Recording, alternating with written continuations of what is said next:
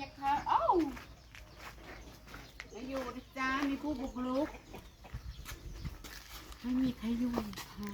สวัสดีเด้อพี่น้องปังไปผู้สุคนพี่น้องสวัสดี เจี๊ยบไปส่งกล้วยค่ะสวัสดีจ้าพี่น้องสิมาเอาเปลือกกล้วยไปให้หมูค่ะนะบอกว่าให้เขามาเอาโลดหลังบ้าน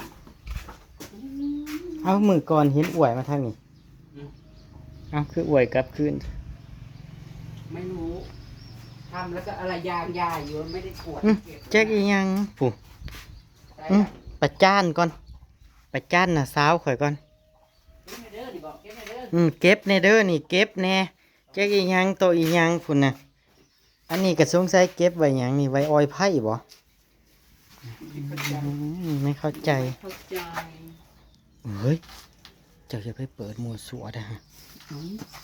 แต่เดี๋ยวนี่เปลือกกล้วยนี่จะมาเบิ้งในท่ายเป็นรักทานก็ไม่ได้เอายังเด้อพี่น้องเอ้ย เปิด ข้า หม บ ว อ ด กว่า สั ให้ ว เขามา เด้อ เอาลังมาโลด พิทยาอันแท้ จะได้แต่ไม้นี่แหละ เอาเพศหยังไหม เอาเมื่อเห็นไม้เสียบซีนห้อยอันลูกจุ่มน่ะเด้ หอยจุ่ม แก้อยู่บ่ได้บ่ไม้ไป จุ่ม เอ้าเจ้าบ่เข้าใจบ่เฮ้ยห้อยซีนแล้วก็จุ่มลงหม้อนั่น ไผเลี้ยง ฮะ ไผเลี้ยง ไผเลี้ยงมืองานอ๋อจะตกใจอีกเดียวเอาสองอันโอ้โหลักกระโดดมันบ่อยู่ อยากเอาตัวมันมีขอแล้วเห็นเนาะว่าไผว่าไผเลี้ยงน้องแล้วขาหมูขางัวให้คนจิกพี่น้อง โอ้ยต้องว่าพี่น้องสัญญาณ มีสัญญาณเด้อจ้าพี่น้องถ่ายคลิปกับ เฮ็ดหยังบ่ได้เฮ็ดหยังบ่ได้อันบ่มีสัญญาณ ไปเอาอยู่เพื่อนซะเซิร์นอีกยังมีอีกผมก็เบิ่งส่วนแล้วบอกวันนี้ยายบัวบุญข้าวพี่น้องมัน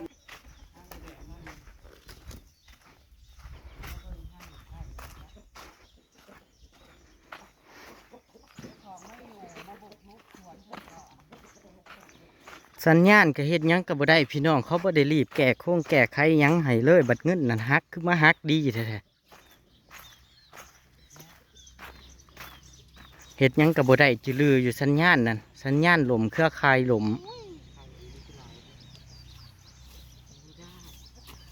พุ่นพี่น้องเบิ่งในห้างบักใหญ่พุ่น พุ่นพี่น้อง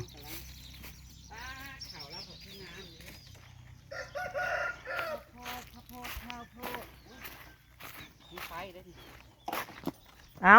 อยู่นี่คือเขียดลายแท้เราเอามาปล่อยแล้วจับมาปล่อยอยู่นี่หรือว่าอหย่างนี่อหย่างน้องเขียดมีแต่เขียดหมูตั้งเท่าไรโตแสดงว่าเราเอามาปล่อยไอพ่อนได้นี่เราจับเรามาปล่อยพุ่นนี่ตัวบักใหญ่ๆมัน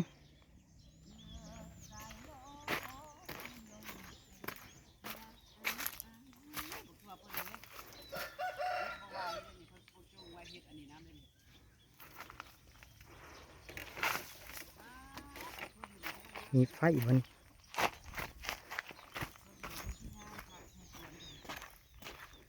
เขาแล้วถอกเลยพี่น้องเขาแล้วถอกแล้วทั้งป้าทั้งหอยหมักหอยก็หลายเราเอามาปล่อยป้ากับบักลายมันเขาหน้าปีงานเขาหน้าแจ้งหรือสิครับ มันถอกอะถือว่างามเด้อ เขาหน้าปีคนปี ถอกไว้แล้วพี่น้องก็งามอยู่ใดล่ะ ฉะนั้นแล้วจะว่างามก็เขาหน้าปีเพิ่นปี ถ้าแม่นว่ามันงามจังสีปีหน้าแล้วสิเบิดหน้าแซงเบิดบ่ซะ เดี๋ยวพอเราไปมาแล้วบ่งามคักบักเทื่อดิน หมักถั่วดินหมักถั่วเพิ่นบอกว่าหมักถั่วก็บ่ต้องซื้อพักกับพังหอมก็บ่ต้องซื้อหลายเพิ่นว่าเพิ่นเสียมืองานนะพี่น้องเพิ่นบอกมื้อนี้หมักถั่วพุ่มเราอันนี้หมักข้าวโพด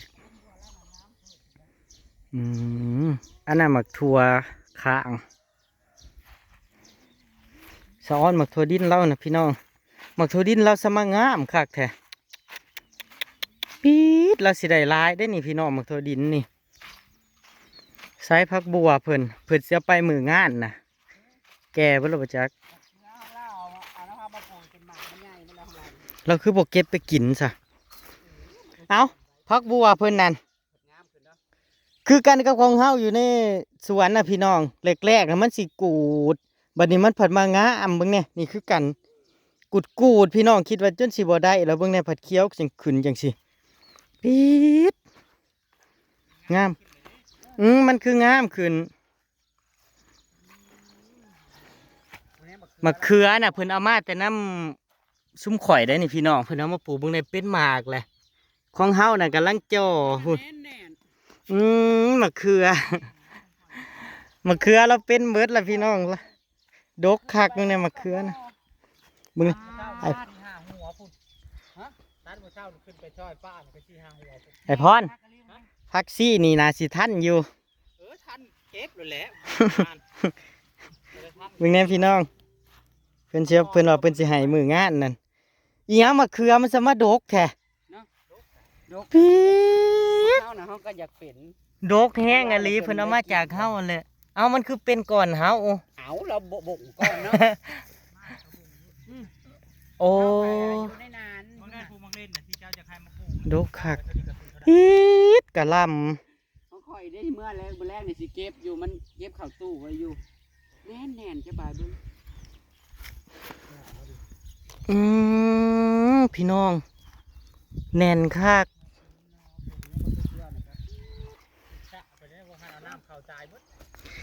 นี่เด้กะหล่ำเฮาก็มีอะไรน้ำเหล้านี่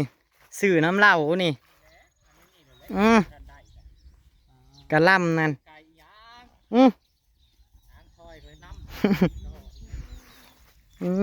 มะเขือนี่จังชายก็เลยมาตัดเอา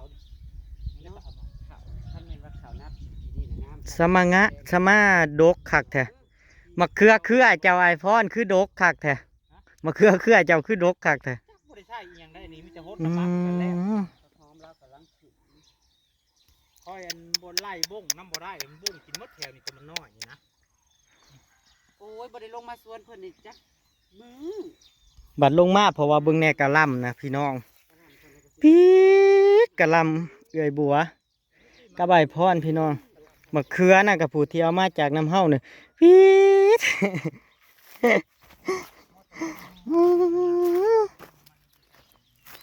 เบิ่งแน่มะเขือคือดกแห้งมะเขือมะเขือเปาะมะเขือขาวดกว่าสันสะอ้อนกะหล่ำนี่เนาะสะอ้อนกะหล่ำแล้ว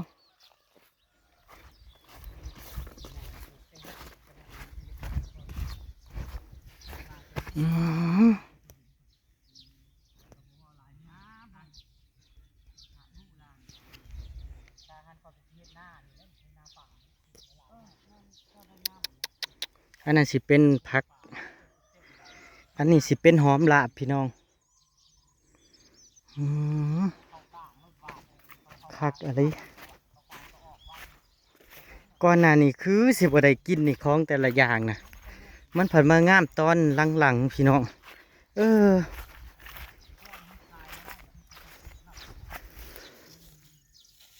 ดกมันสิแก่ไปแล้วคือบกปิดไปกินมึงเนี่ยพี่น้องดกอะไรมะเขือนั่น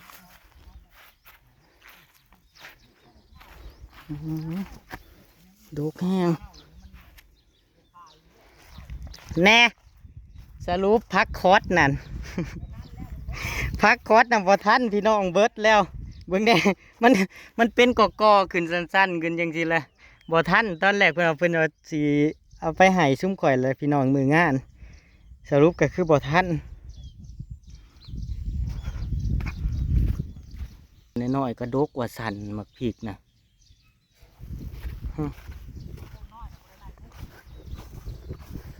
ส่วนอันนี้ยังวะยังว่าเขาเอิ่นขาข่ายมัดนะข่อยลืมซื้ออีกละบัวหิมะนั่นนี่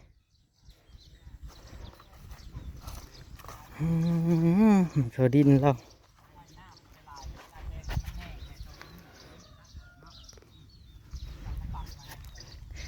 เจ้าเอาอีหยังใส่มันโซดินคืองามคัก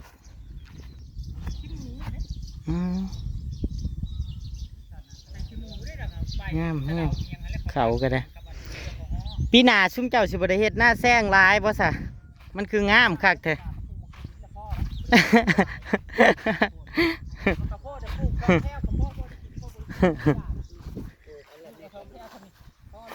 อืมบัดมักทั่วพุ่มผัดว่างามเนาะมักทั่วพุ่มนั่นงามแห้ง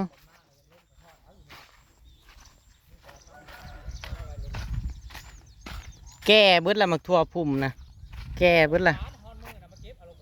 แก่เบิดละพี่น้องเอ้ยมันแก่เบิดละส่วนอันนี้ก็งามมาเลยมึงเนี่ยมาคุณมันแต่ยาวๆพี่น้อง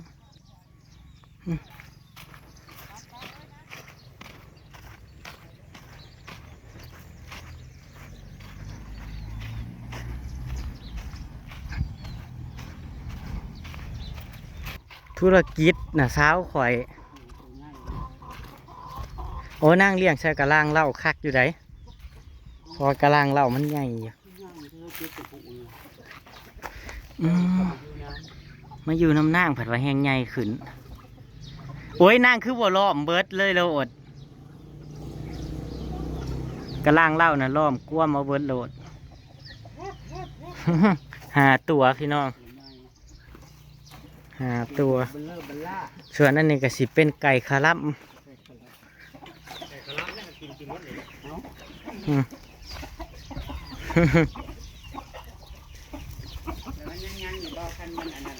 งามไก่ละเอาออกเลยบอกเลยแล้วมันก็เป็นเลี้ยงนะสันจ้ะถ่ายยังคลิปนะถ่ายลงได้บ่ฟังก่อนจีราม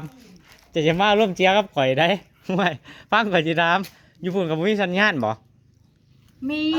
ไม่ได้ประหยัดสัญญาณนั้นข่อยโหลดคลิปตั้งแต่ที่ยังพุ่นยังบ่ได้เดียวนี่นั่นข่อยเอาร่วมเชียร์อยู่กับไปหัวทีมอยู่กับบ่มีสัญญาณนี่นั่นให้โทรศัพท์น่ะก็เด้งอยู่จ้ะไปหาออเดอร์กล้วยได้เท่าไรล่ะได้เรื่องเก่าแล้วเอาเจ้าก็ได้มากระโพดบ่คอยเบาอ้อยเรามาหายกระโพด